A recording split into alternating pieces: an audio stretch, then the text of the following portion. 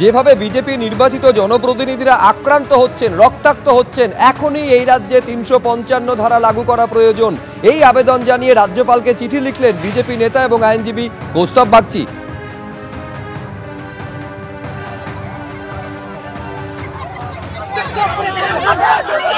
আমি স্পষ্টত বলছি, এই ঘটনা সম্পূর্ণভাবে বলে দিচ্ছে যে পশ্চিমবঙ্গের ভেঙে পড়া আইন শৃঙ্খলার যে চিত্র সেটা তুলে ধরছে। It is the duty of the union to protect the state in case of any internal exigency, internal emergency that squarely falls within the ambit of article 355 of the constitution of India. আমি রাজ্যপালকে বলেছি উনি দ্রুত ব্যবস্থা নিক, উনি report পাঠান রাষ্ট্রপতির কাছে, কেন্দ্রীয় স্বরাষ্ট্র মন্ত্রকের কাছে, এবং এই গুরুত্বটা উনি ব্যাখ্যা করুন এবং যত শীঘ্রই সম্ভব ওনার তরফ থেকে যা যা করণীয় করুন। এই রাজ্যে আর্টিকেল 355 এর ইম্পোজিশন অত্যন্ত প্রয়োজন। যে নাগড়াকাটায় আজকে মুখ্যমন্ত্রী মমতা বন্দ্যোপাধ্যায় গেলেন, কয়েক ঘন্টা আগে সেই নাগড়াকাটাতেই আক্রান্ত হলেন বিজেপির বিধায়ক থেকে সাংসদরা। একদিকে শিলিগুড়ির বিজেপি বিধায়ক শঙ্কর ঘোষ এবং অন্যদিকে মালদা উত্তরের বিজেপি সাংসদ খগেন মুর্মু। তাদের গাড়ি ঘিরে ধরে ভাঙচুর চালানো হলো, শুধু নয় রক্তাক্ত হলেন খগেন মুর্মু। শিলিগুড়ির বিজেপি বিধায়ক শঙ্কর ঘোষকে ধাওয়া করে ধাক্কা দেওয়া হলো।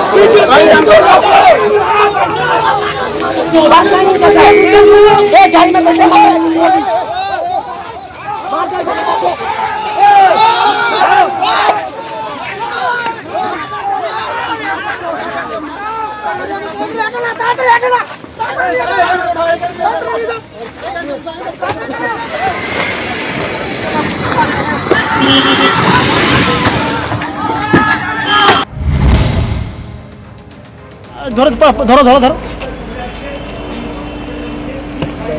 रिलैक्स नहीं नहीं नहीं पकड़ो ना पकड़ो पकड़ो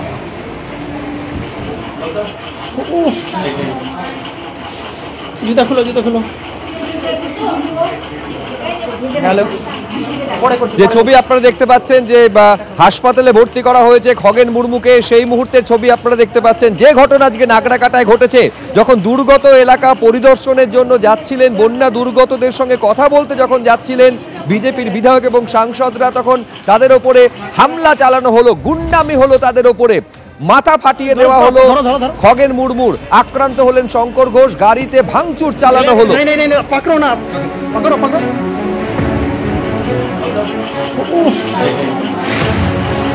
जूता खोलो हेलो पड़े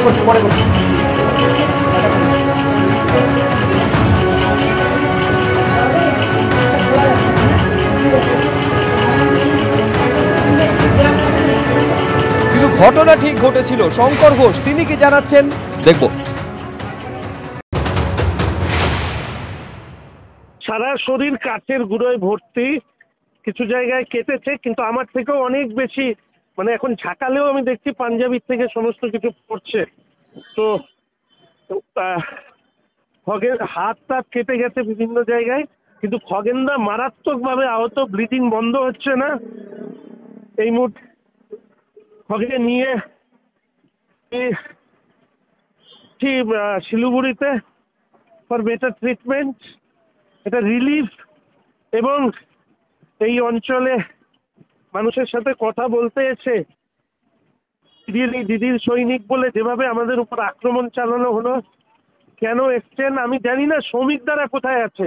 আমরা নদীর এই পাশে ছিলাম, আর ওপাশে ওনারা গিয়েছিলেন শ্রমিকরা, আপনি কেন বলেছেন রেড রোডের কার্নিভালে মুখ্যমন্ত্রী নাচছে আর পশ্চিমবঙ্গে উত্তরবঙ্গের মানুষ মারা যাচ্ছে?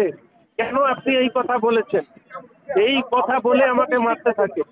আমি যে পাশে ছিলাম সেখানে বাটাম মারা হলো, আমি কোনো রকমে মাথা ভেতরে ঢুকিয়ে দিলাম, বাটামের ইয়েটা এসে গাড়ির মধ্যে পড়লো, কাঁচ তো ভেঙে শেষ।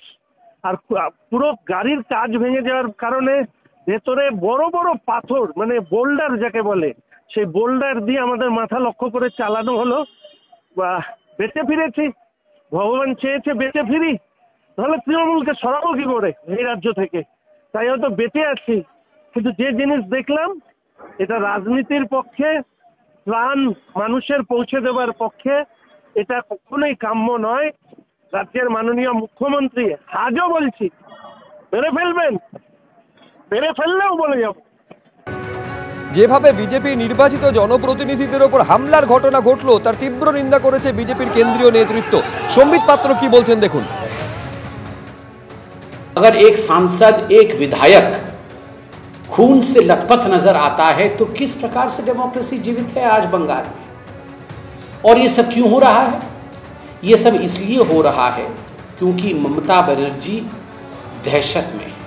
ममता बनर्जी को लग रहा है कि कल मैं जो नाच रही थी कार्निवल में कुछ सिने आर्टिस्ट के साथ, कुछ सेलिब्रिटी के साथ, उत्तर बंगाल में, नॉर्थ बंगाल में फ्लड की स्थिति है, वहां भूस्खलन हुआ है, लैंडस्लाइड्स हुई हैं, कई लोग मारे गए हैं।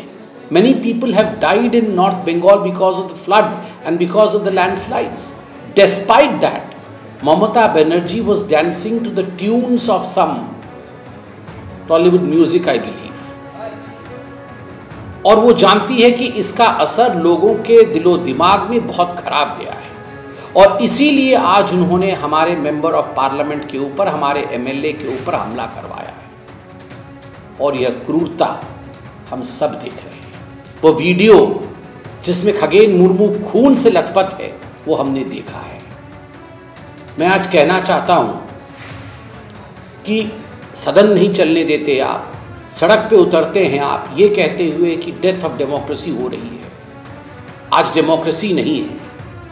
मैं ये पूछना चाहता हूं, ये सांसदों को मारना, विधायकों को मारना, कार्यकर्ताओं को मौत की घाट उतारना, महिलाओं की आबरू लूटना, और वह भी केवल चंद घुसपैठियों को बचाने के लिए, माफ करिएगा चंद शब्द गलत से निकल गया, घुसपैठियों को बचाने के लिए ये सब आप जो कर रही हैं, इज दिस डेमोक्रेसी?